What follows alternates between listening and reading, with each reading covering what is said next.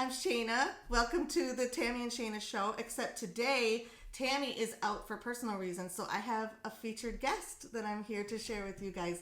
This is Alicia. Introduce yourself, please. Hello, everybody. My name is Alicia Bruder. And she's here today because we met at the Momentum meeting. I did a speech at a really awesome group called Momentum in Rice Lake, Wisconsin. And Alicia was one of the attendees, and then she reached out to me after and invited me for coffee. And as we were talking, I got to hear a little bit of her story, and I kind of shut her up, and I was like, wait. This is a really good, like, you would never know looking at her, like, that she's got such an amazing story. So I asked her to be on the show because I think that, I don't know, in this world right now, it's really important for us to feel connection to others. And I think a lot of times you see people and you don't realize, like, what's going on or what got them to where they are. And when you meet Alicia, looks like she's got her stuff together, guys. She's really accomplished and beautiful and smart and funny. And when you hear what she had to go through to accomplish what she has, I think it's really impactful. So I wanted her to be on our show to share that with our viewers. So I'm going to do a little bit of interviewing, but mostly I'm just going to let her kind of share her story that she did with me at the coffee shop. So without further ado, I'm going to call this like a segment, like someone you should know. I don't know why. I feel like I'm going to put like a little blurb up. It's like someone you should know. I love it. This is someone you should know. So she's going to share her story as naturally as we can when we're doing these awkward videos. But here we go. Yeah, so thanks a lot, Shayna. Yes. That was a really, really nice intro. It always makes you feel really good when people give you compliments like that, especially if that's not how you see yourself. Mm-hmm. And I don't know what kind of compliment somebody could give me to where I would say, yeah, that's exactly it. I know. More often than not, I'm a person that says, oh, that is really nice, thank you, but I don't see myself that way. But then you start to pick up different things and you do start to see yourself that way, or maybe you want to become that way, and that's really powerful. So my story starts a long time ago. So I'm about 33. I'm going to be, give or take. Right around there. I'm about 40. Yeah, right. This is good. So I'm 33, and I'll be 34 next month, actually. So November 2nd, whoever wants to give me a birthday gift, shout out. Please do. I love gifts, and I'm like one of those people that will get so excited you'll want to give me more. Yay! She's full of gratitude, guys. Yes. All right. So my story really starts a long, long time ago. I mean, I don't know how long ago, but I came from a family. I'm an only child. So my husband likes to tease me and call that only child syndrome. Mm-hmm. Of course, I don't see that at all. And if I do see, that's a gift. So my parents, there was quite an age difference there. It was my mom's second marriage. It was my dad's first. How they got together, I really don't know. But either way, they produced me, which has been an awesome thing. And it's fun to talk about it now. It wasn't fun to go through then. So my parents got divorced around age 2 or 3 of what I was. I was like 2 or 3, something like that. And I then was living with my grandma. And my grandma was my maternal grandmother. Awesome, awesome lady. I owe a whole lot to her. She's passed on now, but I owe a ton of who I am today to her. And I really wish I could share that with her now. Mm-hmm. I just have so many compliments and so much gratitude now. And I look back and think, I did not treat her the way that I should have. But it'll come around. Yeah. So anyways, my parents got divorced. I was living with my grandma Monday through Friday for the most part. And actually maybe it was like later on that my parents got divorced because I'm remembering things now. Mm-hmm. Anyways, I was a young child. My parents got divorced. I was living with my grandma. Why were you living with your grandma? Because my parents got divorced. My mom was an alcoholic. And so she was in and out of treatment centers. Thank you for that. Mm-hmm. She was in and out of treatment centers a lot. So I really didn't know her. We really didn't have a relationship. I have no good memories with her. Not that she was a bad person. There was just nothing good that came of it. And then you have my dad, who was also into alcohol, and then also learning later was heavily into drugs. So but as a child you don't really know that. You don't really know any different. And I was an only child. I had no cousins, so that oh my god. So that was interesting too. Well, I had 3, but they were just not in the picture much. So it was really like having no cousins. Yes. So did your dad give up rights to you to have? That was later on. So that was later on. So I was with my dad on the weekends, and we would come out to Wisconsin here because I was born in St. Paul, Minnesota. So we would come out to Wisconsin, and my grandparents, his parents had a hobby farm, and then he bought some land from them. So we were out here on the weekends. And he would work 3rd shift, so he would sleep all day. Oh my gosh. And then he'd be gone at night. And I'm a kid, all by myself, less than 10 years old, and it's like, now what?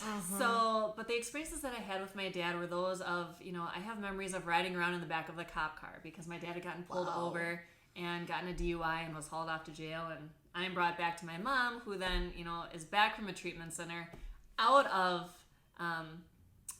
she's still an alcoholic, but was released from the treatment center because she had, been clean long enough or something like that.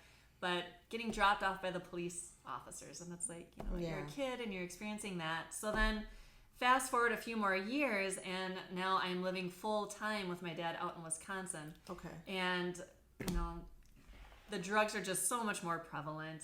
Things are becoming so much more obvious. How old were you at that age when you started to notice? That was probably 10 to 12, right around in there. And then it was at age 15, and this is actually a funny story. So that's when you start to get your license. You start to get a little bit more freedom. And I really had a lot of freedom anyways because my dad was never present. If he was home, he just really wasn't present. But I remember driving myself to driver's ed. Oh my God. Ironic. Dad was not either sober or inclined to take me. Just take the truck. So, drive to driver's ed. Oh my gosh. It was around the age, I had gotten my license at this point, and it was around the age of 16 that there was a distinct moment that I remember where he was upset, I was upset, whatever had happened. And he said, you know what, as I was going up to my room to kind of retreat, he had said, you know what, you cannot read any more books. You're going to stay downstairs. And it was just a very controlling, very final type of sentence, very final type of feeling of, I had a quick second of, oh my gosh, this is my life. And then another quick second of, oh my gosh, this does not have to be your life. So it was at that night then, Dad went to work. I called my best friend Trisha and I said, you have got to get over here and help me move. Oh my gosh. And so she and her mom came over early that next morning. We packed up my whole car. Trisha's I moved your in with friend? them. Trisha Yes. and her mother came? Yes. Oh my gosh, Trisha, I love you. Yep, absolutely. So we packed up all of my things. My dog was very, very important to me, and moved in with Trisha. And that so your started dad a whole came new home from thing. work and you were gone. I was gone. Did you leave a note? Nope. Did you? Nothing. Okay. Did he try to find you? Yep. Okay. Yep. So I stayed hidden. And my friends were great. I remember being upstairs in Trisha's room, and my dad had actually come because he knew Trisha was my best friend, asking if I was there. Nope, don't know where she is. Oh, wow. And so then, went through the process of actually getting emancipated from my dad. And I remember having to write, I don't know if I probably didn't have to write, but I wrote pages upon pages upon pages of notes to the judge just to describe the experiences that I had encountered that would just really make my case so that he would have no way of being able to send me back. But it happened. You got sent back? Yep. No. Yep. So got sent back. Wow. And that was really not good. So other events then happened, and then I did it again. Oh my gosh. Gotta move out. Gotta get out of here. Got out. Did the same thing. Got emancipated. And this time wrote the same note, had all of the same examples, and they emancipated me. Was it a different judge in charge of that? Do you remember? I don't remember that part. Okay. Yeah, I don't remember that part. So after your second try, you got legally emancipated. Mm-hmm. Yeah. Was he fighting the emancipation? Not really. No. Not okay. really. No. Okay. Yeah, that went a lot smoother the second time around than a person would think. Yeah. And okay. so at that time, there was another woman that was in my life who actually became my adoptive mom, because at that point I would have had to have gone into a foster care system, and I just can't even imagine what that would have been like. It would have taken me away from my school. It would have taken me away from my friends. It would have that would have been a major, major additional disruption. And can't so imagine. Vicky, her name is, then adopted me, and I lived out, so then that would have been like age 16 and a half through age 18 with Vicky at her house. How did you meet Vicky? She was a really good friend of a gal named Rose. Rose was a good friend of some of my dad, or Rose was a sister to some of my dad's friends. Okay. Who were into some things they shouldn't have been. Rose was not. Rose had a passion for horses, and so did I. And so she just lived a few miles down the road, so I'd ride my bike over there all the time, and I'd ride horse with her. And she knew I wanted my own horses. So she had hooked me up with Vicky, and Vicky had said, hey, she ran a Midwest Farm Animal Rescue Center at that time. Oh my gosh. And so she said, I have tons of work for you to do. So if you're willing to work 20 hours per horse, you can have these 2 horses right here. No way. And so I got my own horses. And I mean, I love hard physical work. I think that's my release. I think that's my thing. That's just what drives me. That's something I can control. That's something that fuels me. It's something I love achievement and I love success. Mm-hmm. And I love having to earn my stripes to get that. And I love having to put the sweat and the work and the grit in. At that age, you loved it? Always. When you think about teenagers, most of them are lazy and want to just lay in their room all day. Oh, that wasn't an option at home. I mean, we burned wood.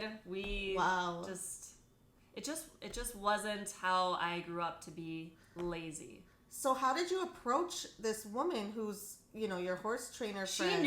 She knew what I was going through. She was a great mentor to talk to. And that is just something that I wish for everybody, is that they can secure a mentor. Because that is absolutely incredible to have. So she knew what was going on, and she is actually a lesbian, and she had no children. She had a partner at that time who was also equally wonderful, and they just took me in. They listened, and they also helped me through. Legally adopted you. Mm-hmm. Oh my gosh! Yeah. So Vicky. To this day, I call Vicky Mom, and we have 2 little boys, and they know her as Grandma Vicky. Oh my gosh, that's so sweet. Yeah. So what happened when Vicky adopted you? Did you let go of your relationship with your dad? Absolutely. I have not talked to my dad more than like a word or a couple sentences, just over like the phone or over Messenger since that time. Yeah. We just have nothing to offer each other. No value to offer each other. We're living 2 separate, completely different lives, totally different journeys. And looking back, what happened was actually a really good thing for us both. Because I don't think he probably felt that he was at his best being a dad. No. And probably felt miserable and like a failure every day. Mm-hmm. How did you get to a place of forgiveness? Because we talked about forgiveness when we were at our coffee date. And I was like, you don't even seem angry. You don't even seem... She's so grateful for everything. And I thought... Were you ever angry, or are you just a forgiving person by nature? No. Okay, No. Good. Then you're real, like us. Oh, yeah.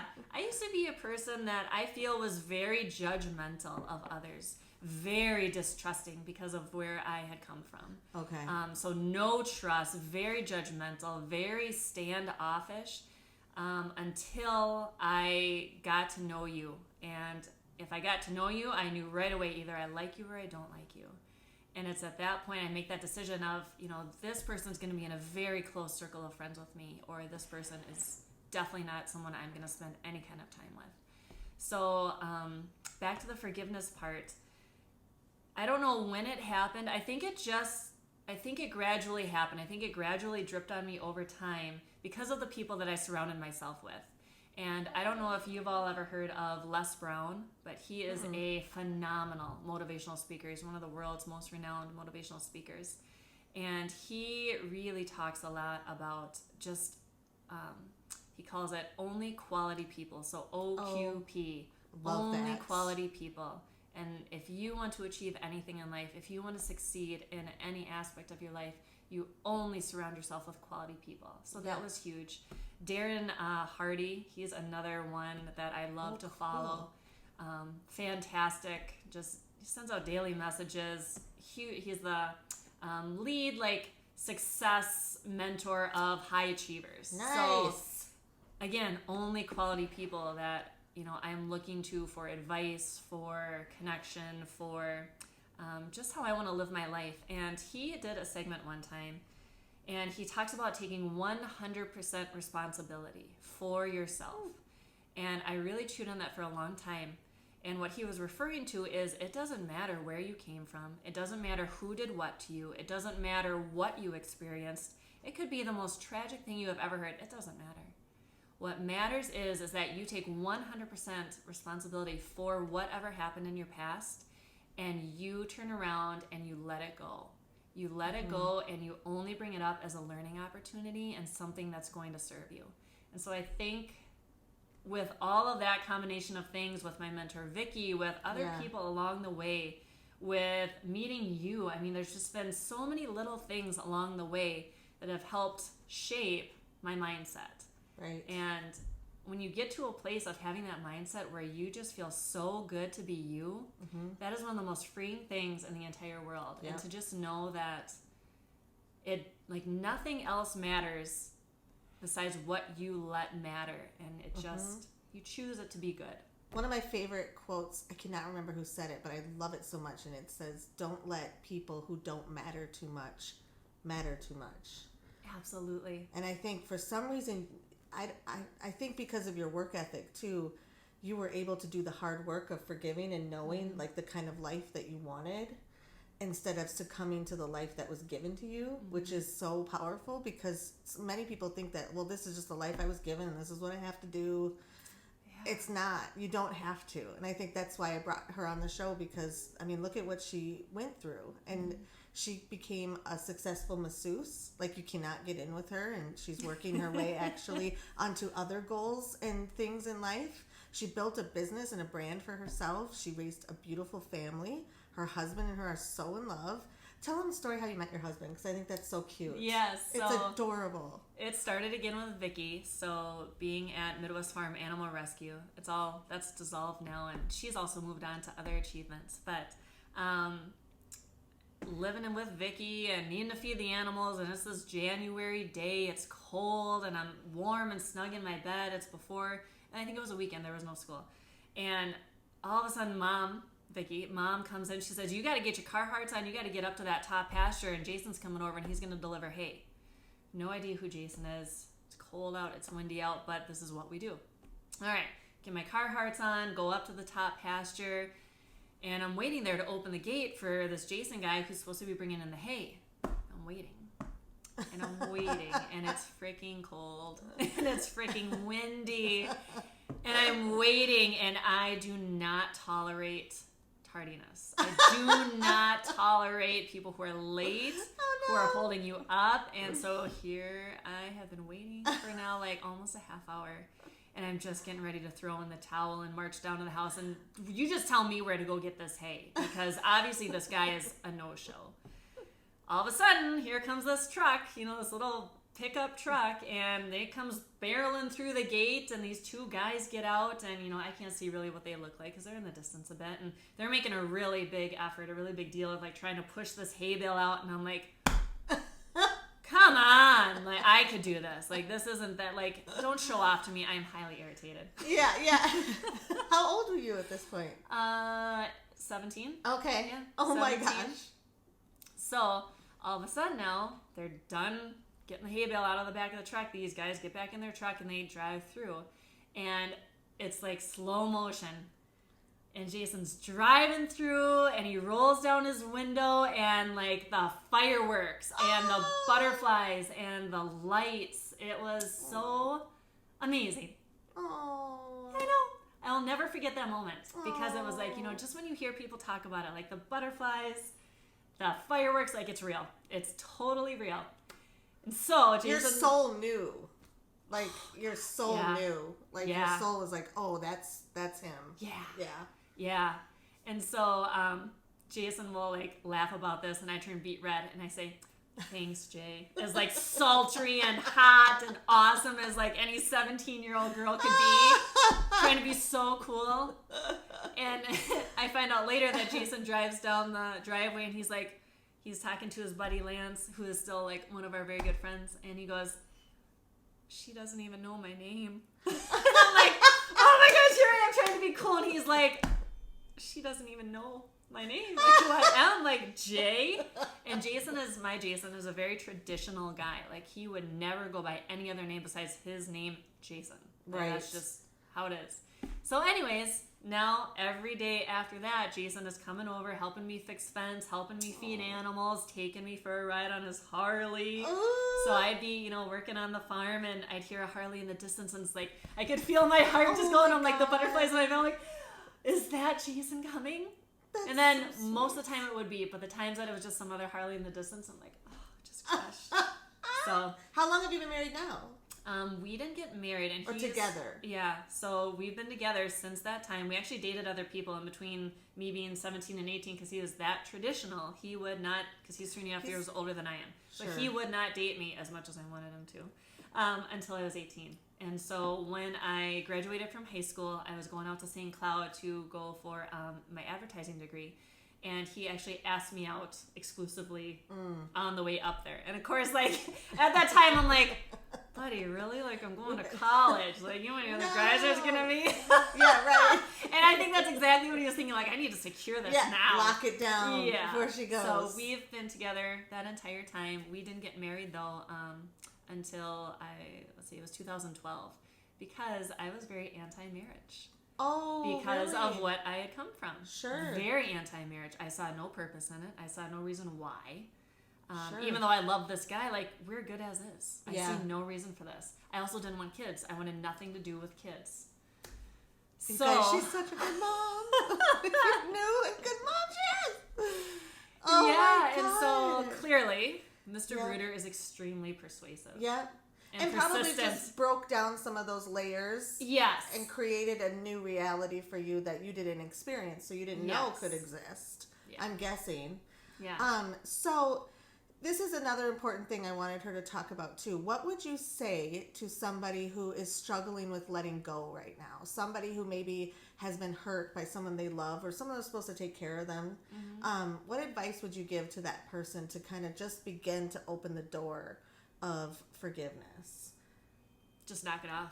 Yeah. Like, flat out, you just need to quit. There is no reason. There's absolutely no reason. Like, if you get down and really think about it, you are only holding yourself back. You are only making it worse for yourself. You're bringing weakness upon yourself. There is just no point because you're letting them win. Mm-hmm. You're letting the situation win. And there is nothing more important in this world than having full control over your own destiny. So why not grasp it and make it absolutely the best it can be? Surround yourself with only quality people. Yeah. Read the books that are going to help make that a possibility. Yeah. So the way that Shanna and I met was through Lori Regine, and her group Momentum. And that is just, Lori is also one of my mentors.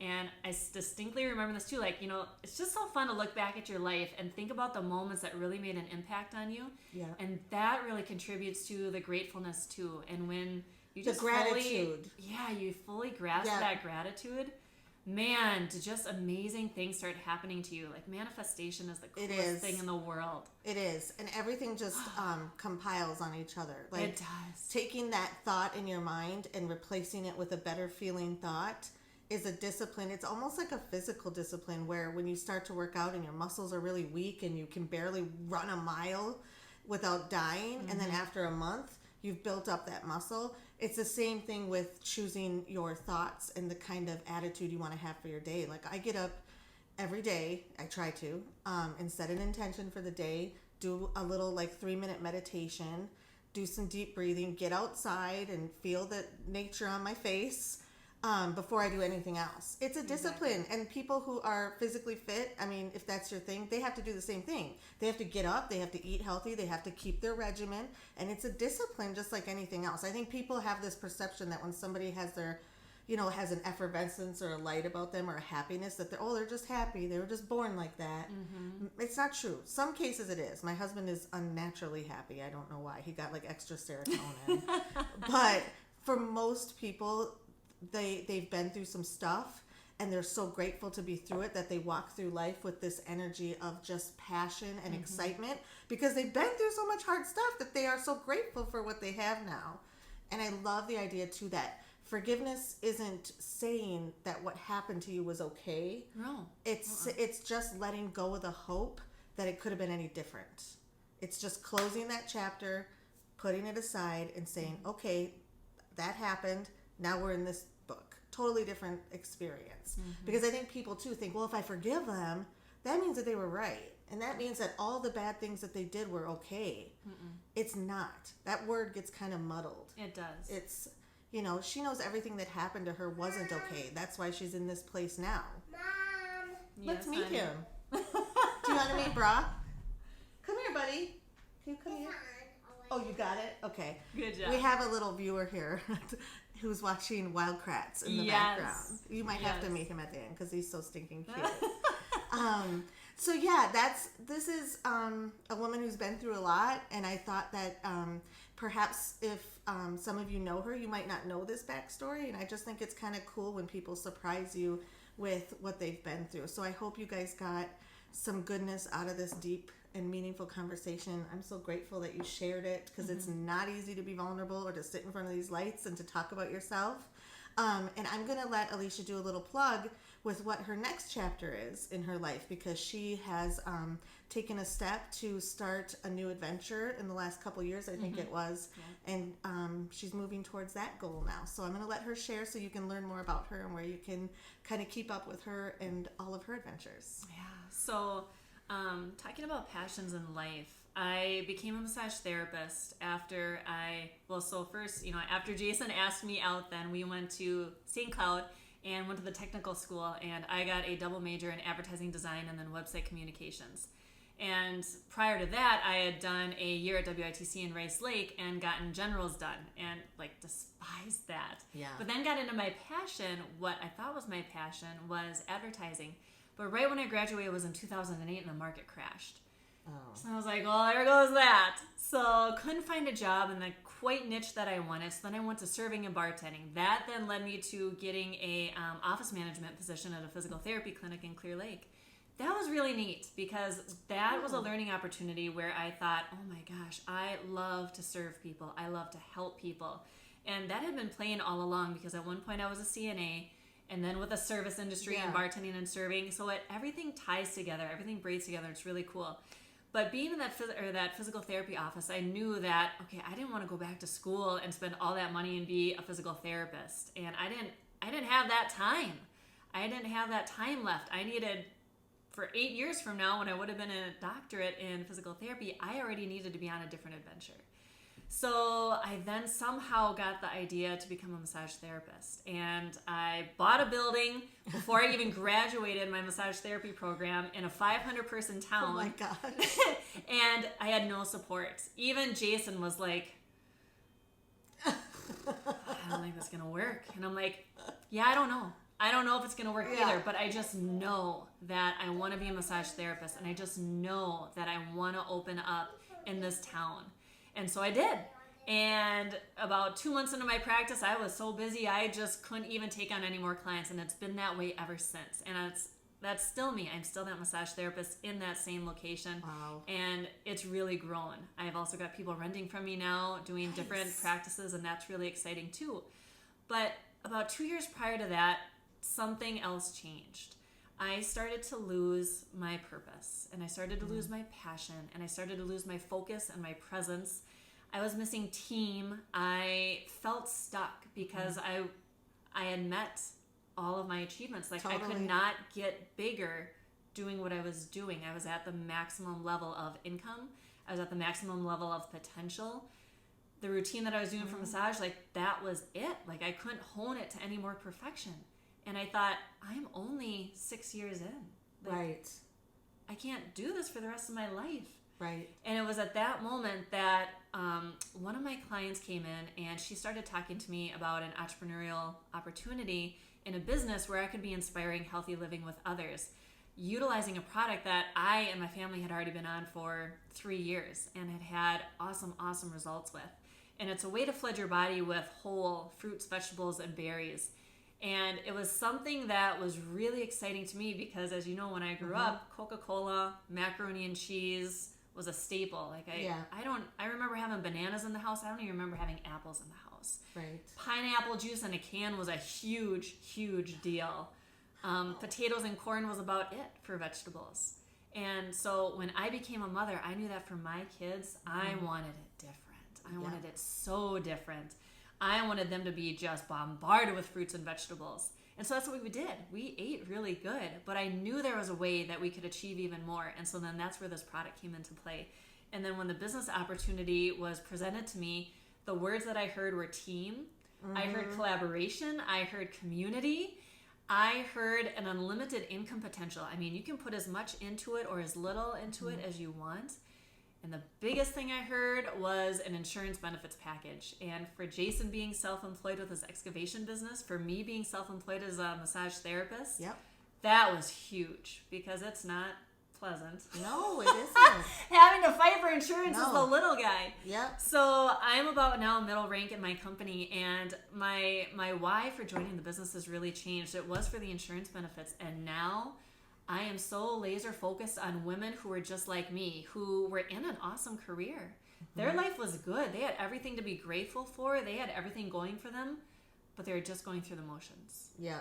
They were just going through the motions. They lost that excitement. They lost that purpose. Maybe they're at their like maximum level. Maybe they know that there's something else out there, but they just don't know how to achieve it.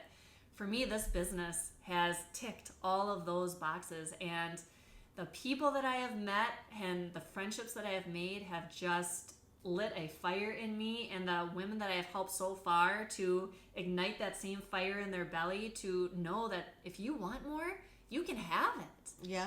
If you want to achieve more, it's possible. So that's my adventure that I'm working on now, and it's really exciting. And so do you want to tell them the company? Yeah, it's Juice Plus. Juice Plus, we'll put a link and all of her information so you can learn more about it. I know you have a Facebook page, I think, about it, right? Or is it just your Facebook? I can't remember. It's really just my Facebook. Okay. I was doing a business page too, but I'm not quite ready for that yet. Okay. We got to do more baby steps. Okay, so yeah, I'll link her page on there so you guys can kind of learn more about it. She posts all sorts of really great videos about it.